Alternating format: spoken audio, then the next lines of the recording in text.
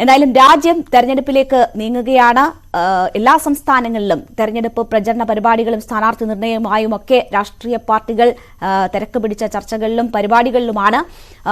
കോൺഗ്രസ് ഇന്നലെ അവരുടെ ജോഡോ യാത്ര പൂർത്തിയാക്കിയിരുന്നു. അത് പ്രതിപക്ഷ പാർട്ടികളുടെ ഒരു ഐക്യം തന്നെയായിരുന്നു അതിന്റെ കാഴ്ചകൾ.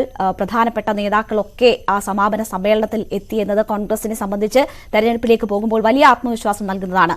ഇന്നലെ ജോഡോ യാത്ര പൂർത്തിയാക്കി ഇന്ന് തെരഞ്ഞെടുപ്പ് തീരുമാനങ്ങളിലേക്കും സ്ഥാനാർത്ഥി നിർണയത്തിലേക്കും ഒക്കെ കൂടുതൽ ശക്തമായി കടക്കുകയാണ് കോൺഗ്രസ്. ഇന്ന് കേന്ദ്ര പ്രവർത്തക സമിതി യോഗം നാളെ ചേരുന്നുണ്ട് കോൺഗ്രസിന്റെ. ഇന്ന് തെരഞ്ഞെടുപ്പ് സമിതിയും യോഗം ചേരുന്നുണ്ട്. മഹാരാഷ്ട്രയിലെ സീറ്റ് വിഭജനം പൂർത്തിയാക്കിയതോടെ മറ്റ് സംസ്ഥാനങ്ങളിലെ സ്ഥാനാർത്ഥികളെ നിർണ്ണയിക്കാനുള്ള യോഗവും നാളെ ഉണ്ടാകും.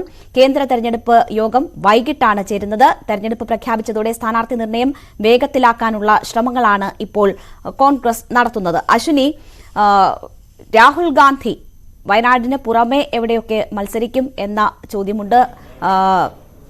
പ്രിയങ്ക ഗാന്ധി എവിടെയായിരിക്കും തുടങ്ങി പ്രധാനപ്പെട്ട നേതാക്കളുടെ അടക്കമുള്ള തീരുമാനങ്ങൾ വരാനിരിക്കുകയാണ്. ജോഡോ യാത്ര വളരെ സക്സസ്ഫുൾ ആക്കി പൂർത്തിയാക്കി എന്നതാണ് കരുതുന്നത്. ഇന്നലെ സമാപന സമ്മേളനത്തിലെ രാഹുലിന്റെ പ്രസംഗം തെരഞ്ഞെടുപ്പിന് ഒരുങ്ങിയിരിക്കുന്നു എന്നതിന്റെ സൂചന കൂടിയാണ്. അപ്പോൾ ഇനി നടപടികൾ വളരെ വേഗത്തിൽ പൂർത്തിയാക്കാൻ കഴിയുമെന്നാണോ കരുതുന്നത്? ഇന്ത്യ മുന്നണിയെ കൂടുതൽ കെട്ടുറപ്പോടെ മുന്നോട്ട് കൊണ്ടുപോവുക എന്ന ഒരു ദൗത്യവും കൂടി രാഹുലിനെ സംബന്ധിച്ചുണ്ട്.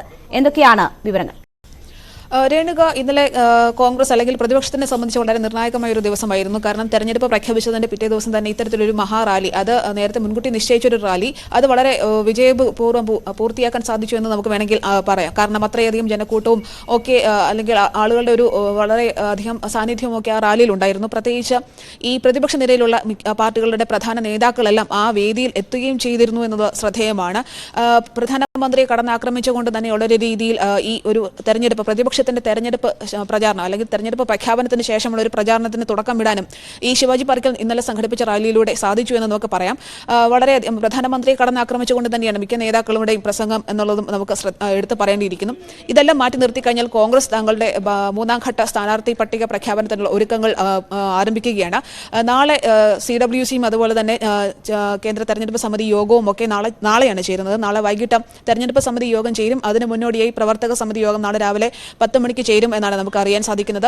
ഈ പ്രവർത്തക സമിതി യോഗത്തിന് ശേഷം കോൺഗ്രസിന്റെ മാനിഫെസ്റ്റോ പ്രകടന പത്രിക നാളെ പുറത്തിറക്കും എന്നും അവർ അറിയിച്ചിട്ടുണ്ട്. അതായത് ഇപ്പോൾ ഈ യാത്രയിലുടനീളം ഭാരത് ജോഡോ ന്യായ് യാത്രയിലുടനീളം കോൺഗ്രസ് മുന്നോട്ട് വെച്ചത് 5 പ്രധാന കാര്യങ്ങളാണ്. ഇതിലൂന്നിയുള്ള ഒരു പ്രകടന പത്രിക തന്നെയായിരിക്കും കോൺഗ്രസിൻ്റേതെന്ന് നമുക്ക് പറയേണ്ടി വരും.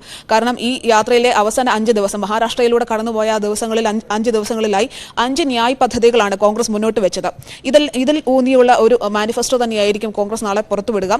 ഇതിനുശേഷമാണ് മറ്റ് സ്ഥാനാർത്ഥി ചർച്ചകളിലേക്ക് കടക്കുന്നത്. ഉത്തർപ്രദേശ് അടക്കമുള്ള അല്ലെങ്കിൽ കോൺഗ്രസിന് വളരെ സ്വാധീനം കുറഞ്ഞ മേഖലകളിലെ സ്ഥാനാർത്ഥികളെയാണ് ഈ വരും ദിവസങ്ങളിൽ പ്രഖ്യാപിക്കാനുള്ളത്. അതുകൊണ്ട് തന്നെ വളരെ സൂക്ഷ്മമായ ചർച്ചകളും അതുപോലെ തന്നെ മറ്റു കാര്യങ്ങളും ഒക്കെ ഇതിൽ നടത്തിയതിന് ശേഷമായിരിക്കും ഇത്തരത്തിലൊരു സ്ഥാനാർത്ഥി പ്രഖ്യാപനത്തിലേക്ക് കടക്കുക. കാരണം ഈ അവസാന നിമിഷം സ്ഥാനാർത്ഥികൾ പാർട്ടി വിട്ട് വരുന്ന ഒരു സാഹചര്യം ഇതെല്ലാം കണക്കിലെടുത്ത് അവരെ കൂടി ഉൾക്കൊള്ളിക്കാനുള്ള രീതി സാധിച്ച് അവരെ ഉൾക്കൊള്ളിച്ചുകൊണ്ടുള്ള ഒരു പട്ടിക പ്രഖ്യാപനത്തിനുള്ള ഒരു ആയിരിക്കും നമുക്ക് മുന്നിൽ കാണാനുള്ളത്. പ്രത്യേകിച്ച് കോൺഗ്രസിൽ നിന്ന് നേതാക്കൾ മറ്റു പാർട്ടിയിലേക്ക് പോകുന്ന ഒരു സാഹചര്യമുണ്ട്. BJPയിൽ നിന്ന് ശ്രദ്ധേയരായ 1-2 നേതാക്കൾ കോൺഗ്രസിലേക്ക് എത്തുന്ന ഒരു സാഹചര്യമുണ്ട്. ഇതെല്ലാം കൂടി പരിഗണിച്ചിട്ട് വേണം ഒരു സ്ഥാനാർത്ഥി പട്ടിക തയ്യാറാക്കാനായിട്ട്.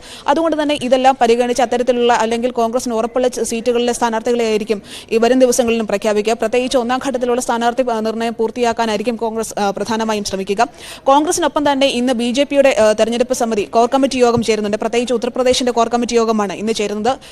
JP നദ്ദ, BJP ദേശീയ അധ്യക്ഷൻ JP നദ്ദയുടെയും സാന്നിധ്യത്തിൽ ചേരുന്ന യോഗത്തിൽ അമിത്ഷായും പങ്കെടുക്കും. അതിന് പുറമെ യോഗി ആദിത്യനാഥ് അടക്കമുള്ള നേതാക്കളും ഇതിൽ പങ്കാളികളാകും. അപ്പം അതുകൊണ്ട് തന്നെ വരും ദിവസങ്ങളിൽ ഉത്തർപ്രദേശിലെ മറ്റ് സീറ്റുകളിലെ BJPയുടെ സ്ഥാനാർത്ഥി പ്രഖ്യാപനവും ഒക്കെ ഇന്നോ അല്ലെങ്കിൽ നാളെത്തോടെയോടെ ഉണ്ടാകും. അതുകൊണ്ട് തന്നെ കോൺഗ്രസിനും ഇതിൽ നിന്ന് പിന്നോട്ട് പോകാനാകില്ല. അതുകൊണ്ട് തന്നെ വരും ദിവസങ്ങളിൽ മൂന്നാമത്തെ പട്ടിക 2 പാർട്ടികളുടെയും സ്ഥാനാർത്ഥി പട്ടിക മൂന്നാമത്തെ പട്ടിക നമുക്ക് പ്രതീക്ഷിക്കാനാകും. രേണുക, അശ്വിനിയാണ് വിവരങ്ങൾ നൽകിയത്.